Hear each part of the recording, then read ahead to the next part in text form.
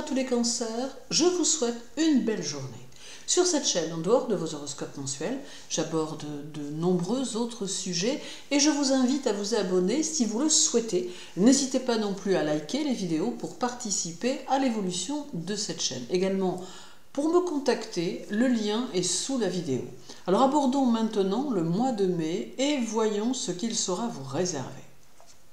Le premier, la Lune formera son dernier quartier en Verseau, ce qui aura tendance à fortement vous stimuler et à booster votre envie de réaliser vos objectifs. Les autres vous soutiendront dans vos efforts, ce qui vous aidera à avancer. Néanmoins, le domaine amical pourrait manquer un peu de constance, vous amenant à vous poser des questions sur certaines personnes. Vous serez extrêmement sensible aux humeurs, aux rumeurs et aux changements qui auront lieu dans votre entourage. Vous percevrez des injustices, prendrez position et cela assurera votre popularité. Certains cancers pourront d'ailleurs devenir le porte-parole de quelques mouvements collectifs ou associatifs. Le 8, ce sera la nouvelle lune qui aura lieu en Taureau et qui vous aidera à avoir plus d'adaptabilité, d'ouverture et de structure. Elle favorisera de nouvelles conditions de vie ou de travail et elle avantagera ceux d'entre vous qui ont des projets immobiliers ou contrats à signer ou à mettre en place. Cette nouvelle lune amène de nouveaux potentiels à mettre en place qui auront pour effet de chercher à se fixer dans le temps, vous offrant de la stabilité et une certaine sécurité. Elle met aussi en garde contre les situations qui manquent de netteté et de clarté et qui pourraient vous entraîner sur un mauvais chemin. C'est donc ici aussi un appel à la vigilance. Toujours le 8, la Lune formera une conjonction avec Uranus qui conduit à sortir de quelque chose qui ne vous fera plus écho.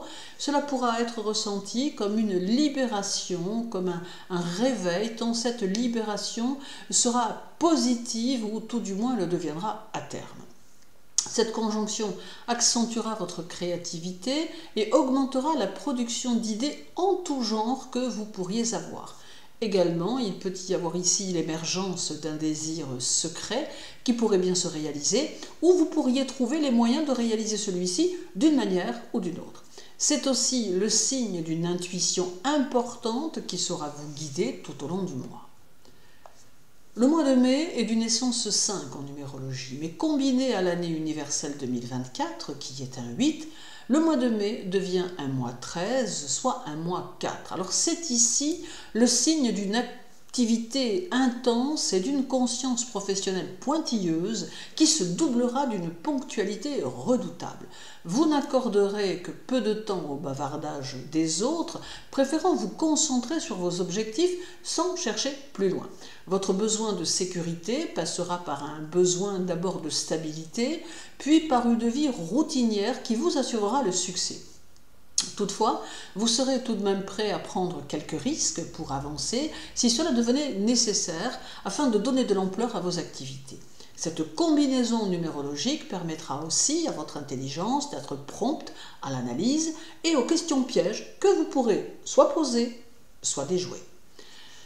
Le 15, la Lune formera son premier quartier en Lion et accentuera votre charme et votre magnétisme, d'où des facilités pour séduire, et cela même à votre insu.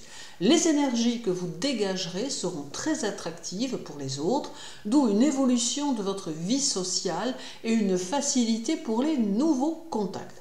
Attention ici toutefois que votre personnalité ne soit bousculée par des états d'âme que vous pourriez ressentir et qui pourraient vous déstabiliser, voire même vous démoraliser soudainement.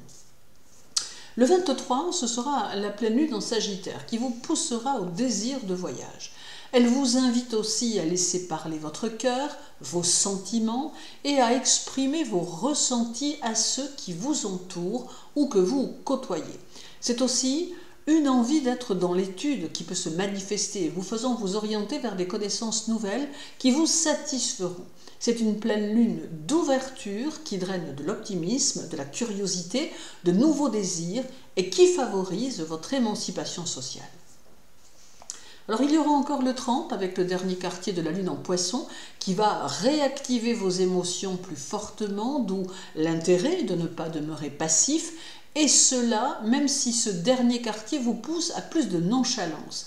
Ici, il peut y avoir des expériences fâcheuses provenant de votre environnement. La Lune vous conseille de vous orienter vers des activités artistiques ou créatives pour évacuer un trop-plein d'émotions.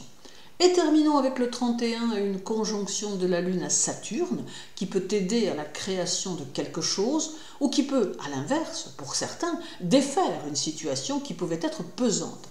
Ici, il n'y aura pas de demi-mesure, ce sera du tout ou rien, car Saturne sera sans concession, et les choses évolueront en fonction de vos actions passées ou de vos décisions. Il devient donc utile de toujours bien réfléchir à ce que vous envisagez de faire, afin de vivre votre mois de mai de la meilleure des façons, celui-ci pouvant se révéler plein de promesses.